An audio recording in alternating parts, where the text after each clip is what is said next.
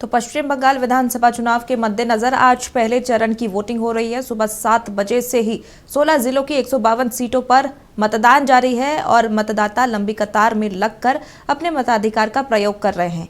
हम सीधे यहां से आपको नंदीग्राम लिए चलते हैं, जहां से हमारे सहयोगी सत्यव्रत किरण हमारे साथ जुड़े हुए हैं। सत्यव्रत, हॉट सीट माने जाने वाली नंदीग्राम विधानसभा सीट में इस वक्त आप मौजूद हैं, क्या कुछ तस्वीरें वहां से निकल कर आ रही है?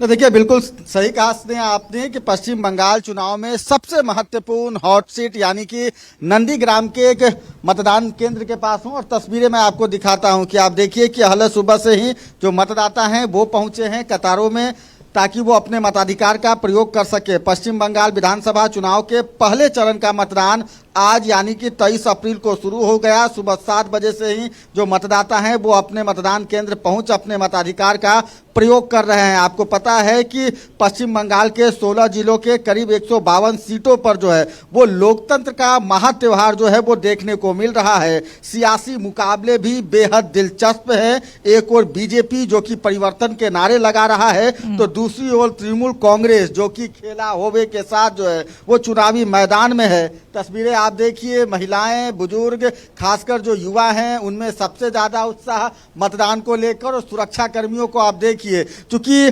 कई मतदान केंद्र जो है वो अति संवेदनशील हैं। पश्चिम बंगाल के जिन 16 जिलों में मतदान की प्रक्रिया चल रही है उसमें करीब 8,500 से ज्यादा जो मतदान केंद्र हैं वो संवेदनशील हैं। 16 जिलों में 7 ऐसे जिले हैं जो कि संवेदनशील मतदान केंद्रों में आते हैं। लगातार वहां पर सुरक्षा के पुख्ता इंतजाम किए गए हैं। चुनाव आयोग यह चाहता है कि भयमुक्त वातावरण में जो मतदाता हैं वो अपने घरों से बाहर निकले, अपने मतदान केंद्र पहुंचे, अपने मताधिकार का प्रयोग करें। आप देखिए नंदीग्राम के इस छोटे से मतदान केंद्र की तस्वीर, जहां पर सुरक्षा कर्मियों की तैनाती करीब 3 लेयर में की गई है। यानी कि जैसे ही आप मतदान के लिए अपने घर से बाहर निकलेंगे, मतदान केंद्र पहुंचेंगे, आपको पहले लेयर पर जो है वो सुरक्षा कर्मी मिलेंगे जो आपको बताएंगे कि आपकी बूथ संख्या क्या है। उसके बाद आपको जो है वो अलग अलग जगहों पर करीब 3 चरणों में जो है वो सुरक्षा व्यवस्था देखने को मिलेगी। आप देखिए कि लगातार चूंकि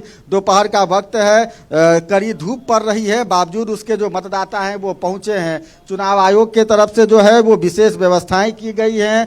पीने के लिए पेयजल की व्यवस्था है, शौचालय की व्यवस्था है, और लगातार चुनाव आयोग यह चाह रहा है कि इस बार बंगाल का जो चुनाव हो रहा है उसका प्रतिशत ज्यादा से ज्यादा हो। उत्तर बंगाल, राजमहल और राजगढ़ क्षेत्र में फैला यह चुनावी मतदान न सिर्फ वोटरों के लिए लड़ाई है बल्कि सत्ता की दिशा को तय करने वाला भी जो है वो माना जा रहा है। हमारे साथ हमारे पॉलिटिकल एडिटर नितेश रंजन जी हैं। सर, लगातार यह कयास लगाए जा रहे हैं कि 152 सीटों पर जो मतदान की प्रक्रिया चल रही है, मुर्शिदाबाद को अगर छोड़ दे तो फिलहाल पश्चिम बंगाल में अब तक मतदान शांतिपूर्वक तरीके से चल रही है।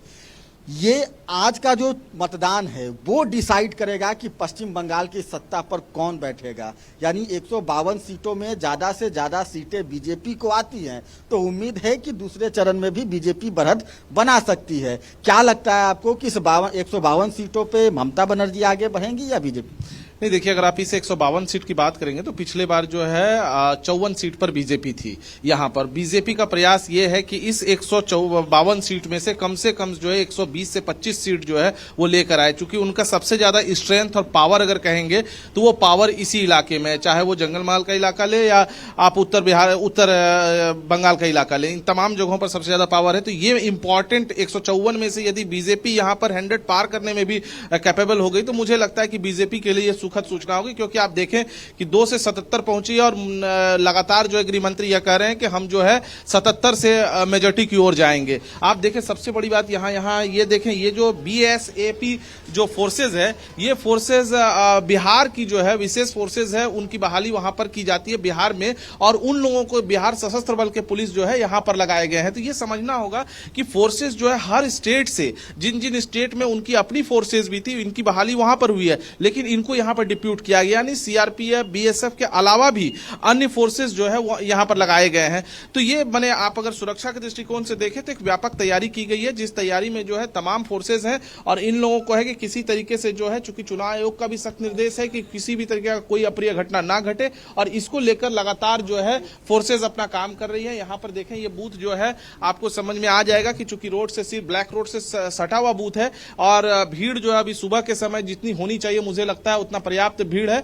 लोगों के मन में एक ही चीज है, और नंदीग्राम एक इंपॉर्टेंट सीट है। आप नंदीग्राम में अगर देखेंगे तो सीधे फाइट शुभेंदु और पवित्र घोष के बीच है, और आपको बताएं कि टीएमसी से जो उम्मीदवार है ममता बनर्जी का पूरा ध्यान इस सीट पर है कि इस सीट पर किसी भी तरीके से यदि वो शुभेंदु को हरा देती है तो इसका अर्थ है कि मुख्यमंत्री का कैंडिडेट जो है कहीं ना कहीं बीजेपी जो आने वाले समय में हो सकता है तय करे तो उसको जो है हराने में कामयाब होंगे। तो ये एक बहुत इंपॉर्टेंट सीट है इनके लिए। वैसे भवानीपुर से भी ये लोग लड़ रहे हैं, शुभेंदु लड़ रहे हैं, ममता बनर्जी लड़ रही है, तो वो तो इंपॉर्टेंट है, लेकिन ये भी ममता बनर्जी के लिए आन बान शान की बात है, क्योंकि ममता बनर्जी 2000 से कम वोटों से पिछली बार हारी है इस विधानसभा चुनाव में। तो ऐसे में यदि वो पवित्र को इसलिए उन्होंने टिकट दिया है क्योंकि वो ग्राउंड के कार्यकर्ता थे और उनको उठाकर उन्होंने टिकट दिया, उनको लगा कि ये जो है फाइट कर सकते हैं और यहाँ टाइट फाइट हो सकती है। तो अब जो है आने वाला समय जो है आपको ये बताएगा कि क्या कुछ होता है, लेकिन वोट जो है वोट कास्ट अच्छा खासा वोटर जो है घर से निकलकर जो है वोट कास्ट कर रहे हैं। सुबह के समय अगर आपको इतने लोग दिख रहे हैं तो समझिए कि मुझे लगता है कि इस इलाके में 80 to 85% वोट जो है कास्ट हो जाएगा। हम जिस धरती पर खड़े हैं